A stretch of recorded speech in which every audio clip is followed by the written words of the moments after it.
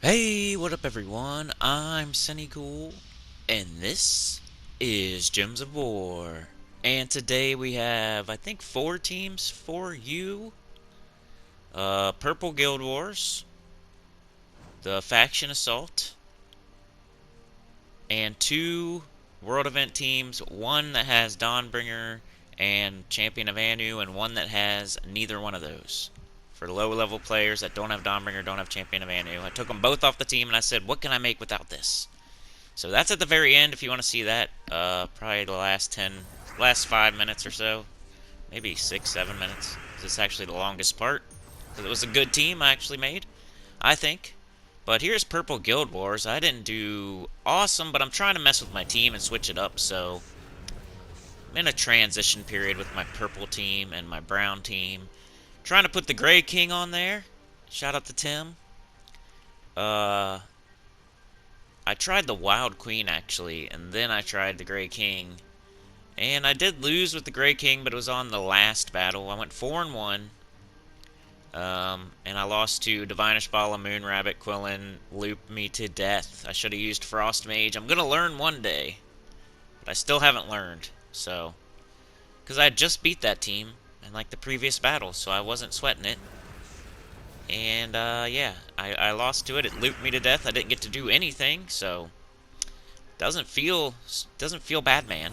Um, because I didn't get to do anything. So when you don't get to do anything, the only thing I feel bad about is maybe not using Frost Mage or something to freeze them. But yeah, I was trying Life and Death, the Grey King, Obsidious, Leprechaun for my Purple Day team. The Grey King, and, well, I was trying the Wild Queen at first, and then I was like, well, I'm already doing true damage with the Life and Death. Why not put the Grey King in there and try to make my whole team around true damage and, like, death marks and silence and mana drain and all that good stuff. And it was working well, and I think I'm going to try it again next week. I'll just remember to use Frost Mage against looping teams. But yeah, I would recommend that team I just showed. I think it'll at least get you 4-1. Perhaps 5-0 if you use it smarter than me. But here is the Dark Pits Faction Assault team. This is on level 490. No potions.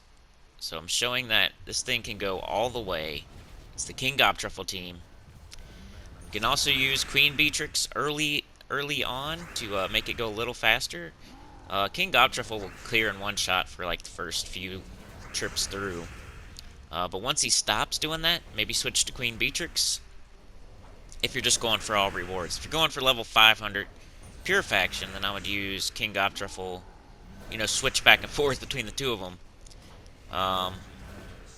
Until you get all the way to the end.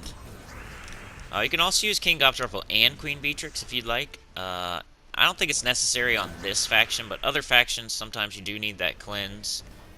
But I don't think they're really doing too much that was making me need cleanse here. I was taking skulls in the beginning of the battle sometimes because I wanted to get them entangled. And Forest Troll doesn't entangle on skulls, that's why I like to have him in first slot. And he does a ton of green, and it's awesome. And I was using the Doomglaive a little bit too, right there. It's just fun to use sometimes. So yeah, that's just the traditional King Gobtruffle team. On level 490, as you can see right there. 500 now, I'm on, but I've already got the pet. I just need to do pure faction now and clear out 500 with no deaths, which I could probably do right now if I wanted to. I was using Nisha Metal, sorry. Got Joust Mouse, just showing that there. 2000 Renown. That's the first thing you should probably try to get is the pet. If you're just fiddle-faddling with the delves every once in a while, 3 times a day or 1 time a day or whatever. But the faction, the events today, so if you want to spend a ton of time today going for level 500 pure faction, that's up to you. Here is the Lost Sword World event. I'm going to show 2 teams. Quickly show the team I was using yesterday because I didn't really feel like I needed to do anything different with it. Trying to get another medal or badge. I didn't get either one. I only have 1 medal still, so The same dilemma as always. Both my teams that I showed today will be way better the more medals you have, the further in the week you go. You'll see the Dawnbringer not one-shotting eventually, but if you have 2 medals, like, I only have 1 medal. I don't even have a medal and a badge. So if I had 2 medals, I know this thing would continue to one-shot. So that's why I'm still using it.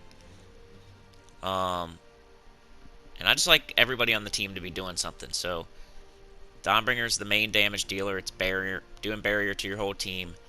Knight Coronet, gain 1 magic for each blue ally, and it's a cleanup troop. Sapphire Knight is turning blue to yellow, I think. And Champion of Anu has a trait that gives everybody stats. So everybody's doing something usually. You could take the Knight Coronet off and just use the Dawnbringer. Maybe put on something else that could help your mana generation, maybe. But yeah, the Sentry or whatever it's called, the one troop that makes yellow, gives armor to a random color, turns a random color to yellow, maybe that one. But here it is in action. Once again, Dawnbringer, Sapphire Knight, Knight Coronet, Champion of Anu. Might as well take Skulls whenever you can, because the metal is spell damage and skull damage, so why not? And then, yeah, we're one-shotting, getting barrier, so if we have to do it again, we got barrier on everyone, so easy to get to that next Dawnbringer. But my next thing was, hey, what if they don't have Dawnbringer? What if they don't have Champion of Anu? So I take both of those off the team, and I said, what would I do? And I already had a kind of an idea. I was going to use Jar of Eyes. Jar of Eyes has a blue storm. Most of the troops here are blue. It also has a summon and an explode. So, works really well, I think, in this event for people that don't have Dawnbringer. You might want to use Jar of Eyes, I think, might be the second best weapon. Because then you could still use Knight Coronet or High Paladin and Sapphire Knight. So I'm going to try Knight Coronet and High Paladin as my team. And it was working. It was pretty cool. I might even use it instead of Dawnbringer going forward. It was working pretty well. Of course, like I said, I only have 1 medal, so I couldn't truly test my team. But it was working good even with 1 medal. So I'm feeling this team. Deal 34 damage to the 2 strongest enemies, boosted by my armor. Sapphire Knight, I think, gives armor. I'm not 100% who he gives armor to. I think everybody else, right? And Jar of Eyes has a summon, and then I'm going to switch my class to Thief. Thief has a bunch of summons. It's just extra protection. So with the Dawnbringer, we're doing barrier to everyone, right? And then sometimes we have to cast it twice. We're doing barrier to everyone again. With the Jar of Eyes, we have a summon every time we cast it. Then we're going to use Thief. Thief has Stealthy, so we can't be targeted, so we can continue to summon and summon and summon. And then we're also getting a Sister of Shadow summon, 20% chance when an enemy dies. Hero Nath summon, and backup, a Bandit summon. So 3 different summons, plus the summon on our spell. That's 4 different summons. We have a Blue Storm because we're using, as soon as you cast Jar of Eyes, you start a Blue Storm, which everybody on our team uses blue. And then also the Rising Shadows. If you have it at 100, is a 7% chance to assassinate. So a bunch of cool stuff if you use a level 100 Thief with this team. Your Storm comes off your weapon, so you don't need a Storm. I think you get a 50% start even with Thief, right? Not 100% sure on that. I think you do. So 50% start, a Blue Storm, several summons, 4 different summons, and then Knight Coronet and High Paladin. Pretty much, as long as you have at least 2 medals, can get rid of the other team in 2 shots. So it was working really nicely. I was really happy with it early, and then of course I got deeper in, and they weren't one-shotting sometimes. And depending on how much purple was on the board and whatnot, because Knight Coronet does damage based on how much purple they remove. So, but watch this. Bang, those 2 are dead.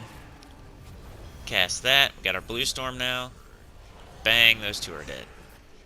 I guess you could also use a purple storm if you wanted to do extra damage with Night Coronet, but I don't know. But I'm going to show this team probably the most out of any of them, just because I think a lot of people don't have Dawnbringer, you know. I don't know what the stats are, but probably only like the top 5% of players probably have it. Maybe 10% of players, something like that. So trying to cater to the other 90% here. And then Champion of Anu is a mythic. I think in a kingdom that has two other, that has two mythics. So sometimes those are harder to get. And he's not one that's desirable, so it's not like you're going to be foraging him, crafting him. So maybe a harder to get mythic as well. So I take off those two. I say, okay, see ya Dawnbringer. Okay, see ya Champion of Anu. What can I do? And now we have a team that has no mythics, no legendaries, and a weapon you can get pretty easily. I think, isn't Jar of Eyes just a weapon you can get, is it down in the delves, like, All-Seeing Eye or something?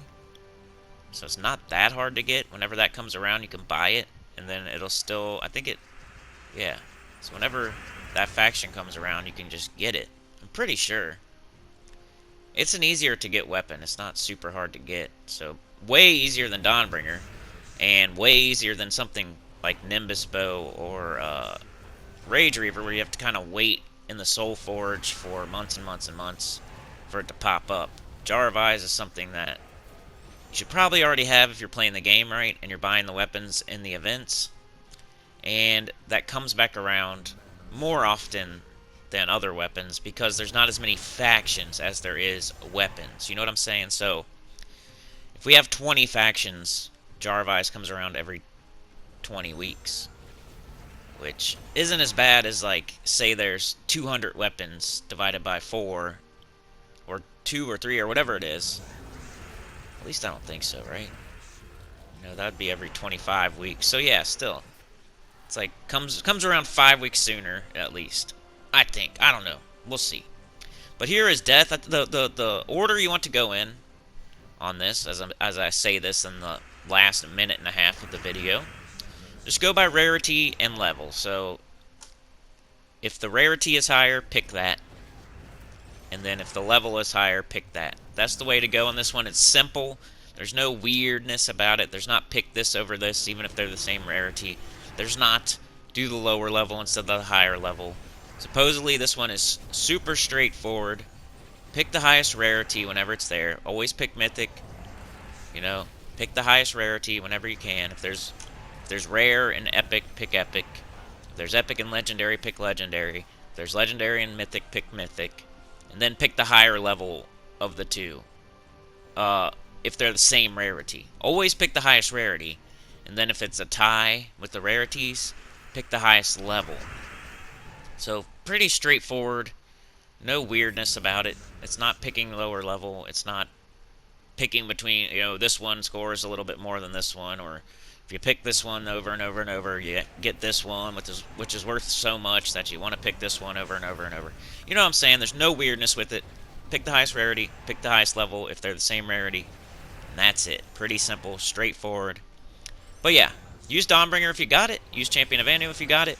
If you don't, I would recommend Jar of Eyes, Night Coronet, High Paladin, some combination of that. So yeah, like, share, subscribe, consider joining. It helps a lot. Tell your guild, comment below. And yeah, see y'all tomorrow. Peace.